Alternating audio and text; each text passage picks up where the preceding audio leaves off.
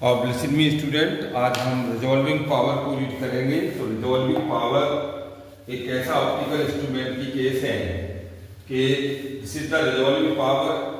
A microscope is ability to show a separate the image of the 2 point line close to each other. यानी कि ये हमारी जो resolving power है वो डायरेक्टली प्रोपोर्शनल वेवलेंथ की है। लैम्डा बढ़ेगा तो हमारा रिजॉल्विंग पावर बढ़ेगा। दूसरी बात, this is the resolving power optical in the case of the angle, यानी एंगल बढ़ेगा तो रिजॉल्विंग पावर डिक्रीज करेगा। तो यहाँ हम इसको कंज्यूम करते हैं तो d equal to lambda upon 2 sin theta. तो रिजॉल्विंग पावर आपकी आती है 1 upon d equal to 2 sin theta upon lambda.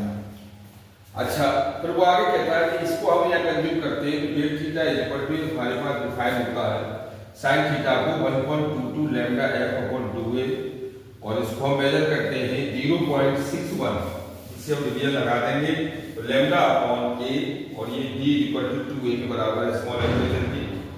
तो f del theta equal to r not equal to 0.61 lambda f upon a के साथ। तो ये वैल्यू हमारे पास आ गई del theta equal to 0.61 lambda upon a के साथ। f इसके साथ इंट्रोड्यूशन हो गया कि ये r का रेडियस का डिफाइन करता है।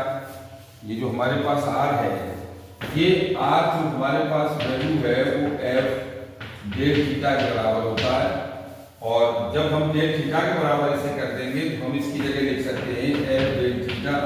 f से f कैंसिल हो गया तो हमें डेल थीटा की वैल्यू मिल गई 0.61 लैम्डा अपॉन a के साथ। अच्छा, रिजॉल्विंग पावर होती है 1 अपॉन डेल थीटा, तो ये a अपॉन 0.61 लैम्डा के साथ।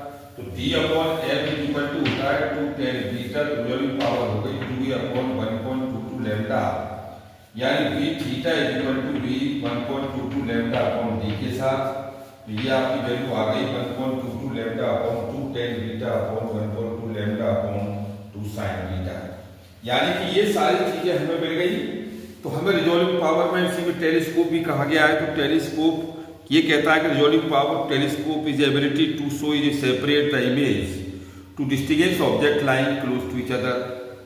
तो ये भी हमारे पास डायरेक्टली प्रोपोर्शनल टू वेवलेंथ रहेगा, inversely proportional to the aperture D के, और D theta is equal to lambda upon D कह सकते हो आप, यानी कि D theta proportional lambda upon D के साथ। डी क्या है हमारा स्मॉल एपरेचर है, और जब ये स्मॉल एपरेचर है तो रिजॉल्विंग पावर आपकी हो जाएगी कितनी 1 upon D theta. Resolving power